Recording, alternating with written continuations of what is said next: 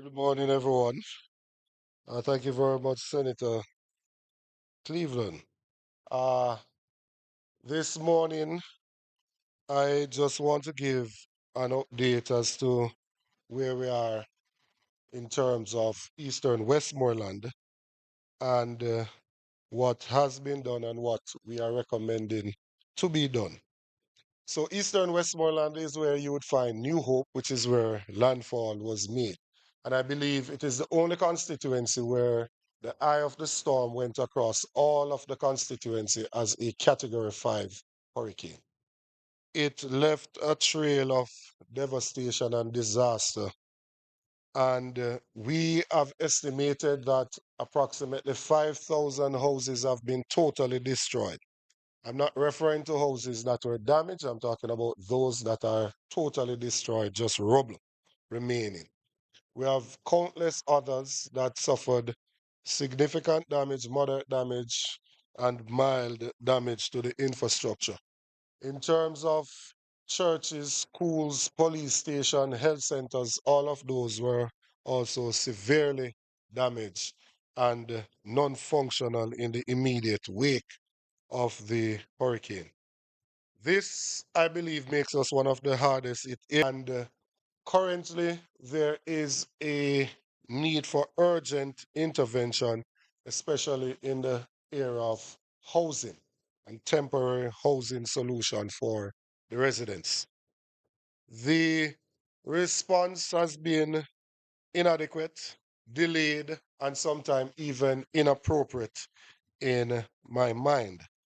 And I say this because one would expect that coming out of a hurricane of this magnitude, that having made landfall in the constituency, that would have seen mobilization of government ministries, departments, and agencies to that area and intervention being made to deal with the issues confronting the people. I want to thank, though, members of the private sector, the private companies, private individuals, non-governmental organizations, including GEM Foundation, Samaritan's Purse, World Central Kitchen, Mercy Chefs. Had it not been for some of these um, groups, I don't know what would have happened to the residents of Eastern Westmoreland, because they have stepped in a big way to ensure that some of the things that are needed have been done thus far. We benefited from a visit of some of the CARICOM leaders, and President Ali out of Guyana committed to doing 200 roofs for some of the affected residents between Bluefields and White House.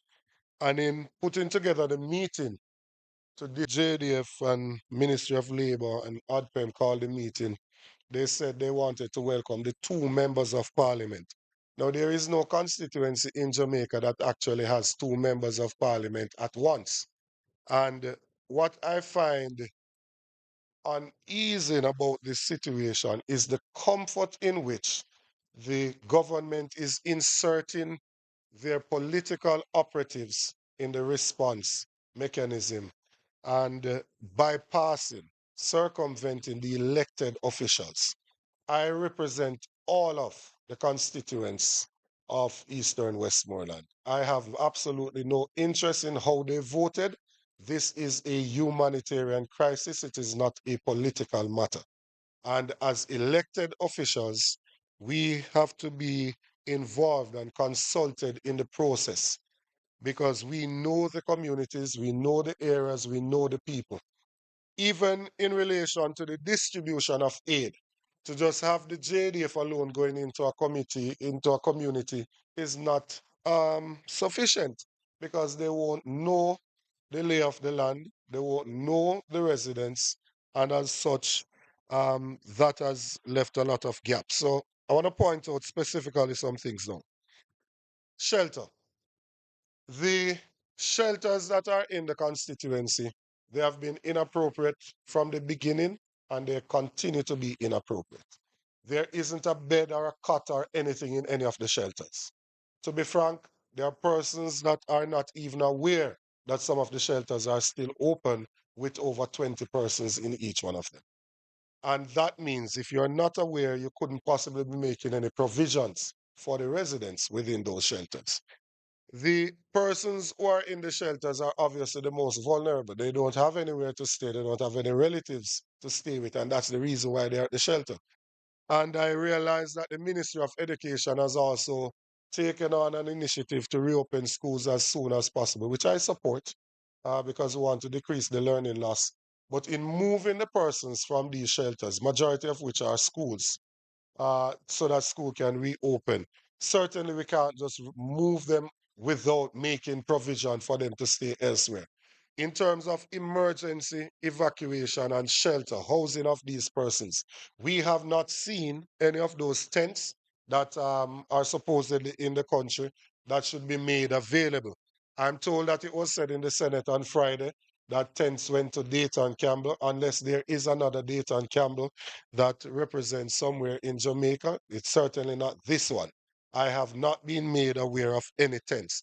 And I want to be on record as saying I will never support moving out the persons out of the shelter unless we make provision for them.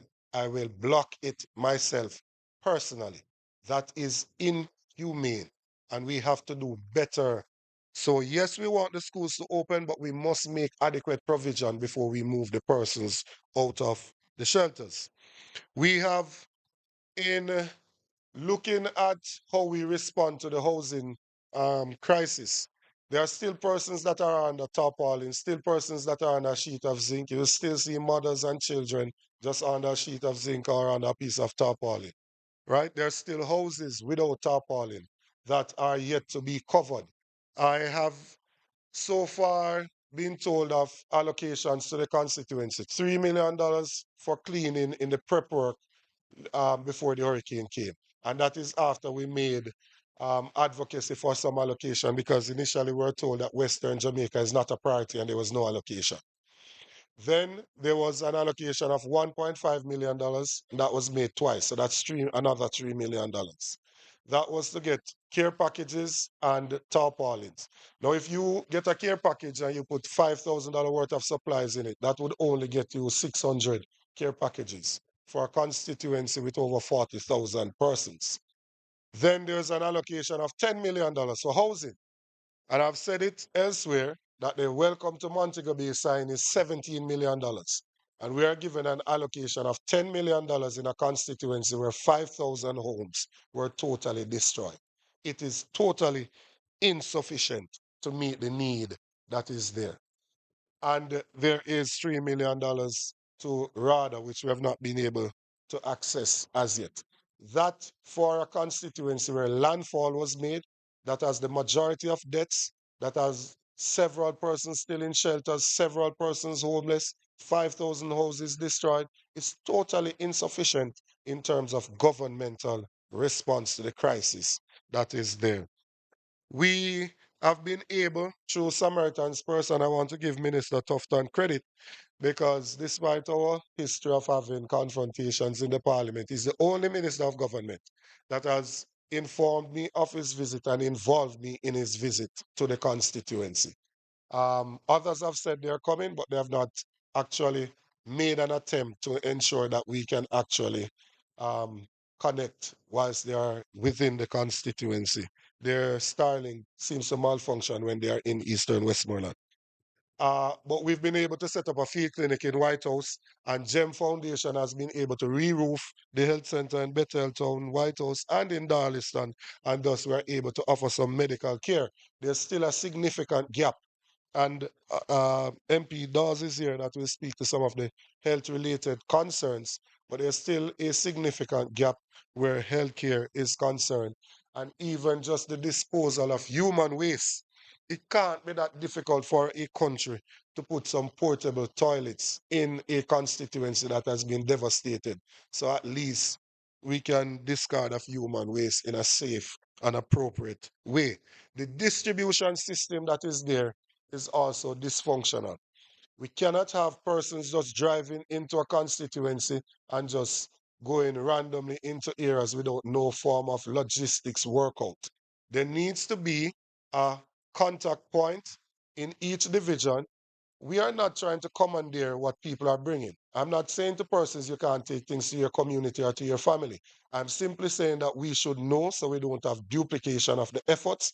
And what is happening currently is that people are on the main and they receive several times over. Then we have sick, indigent, disabled, those in the more remote parts of the constituency that are not benefiting. You would have seen the exchange in Parliament about the number of care packages distributed. You can't go to a community one time in 20 days when this food package is slated to last for just 3 to 4 days. What is expected of those persons for the additional time?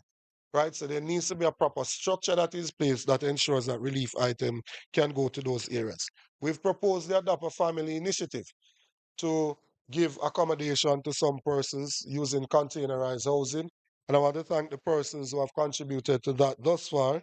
And we've been able to deliver 6 units, and we have another 6 that are ordered and ready to be distributed. This is intended to be a temporary solution, the simplest thing in the short term. It is not a proposal for us to have a constituency with pure containerized houses across the of the constituency.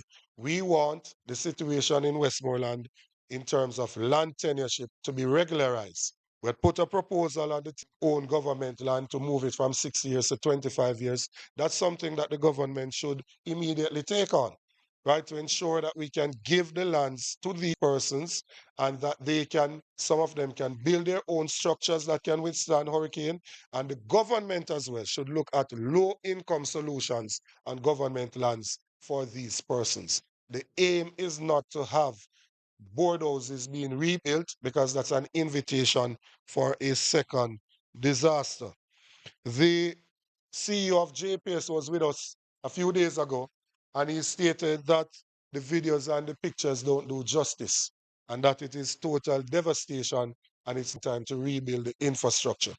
He said they will have to be creative, and he has proposed that we may need to get a generator in Darliston and one in White House so that we can at least power the police station, the health centers, and those things. A lot of persons are not cognizant of what is going on out in the western end of the country. Eastern Westmoreland is not what it used to be. The lives of the residents has been severely affected, and it will take a long time for them to return to normalcy. I know people are in a haste to move on, but in your haste to move on, do not forget that you have brothers and sisters that are on the fringes of survival. They are suffering and they need assistance urgently. Thank you very much.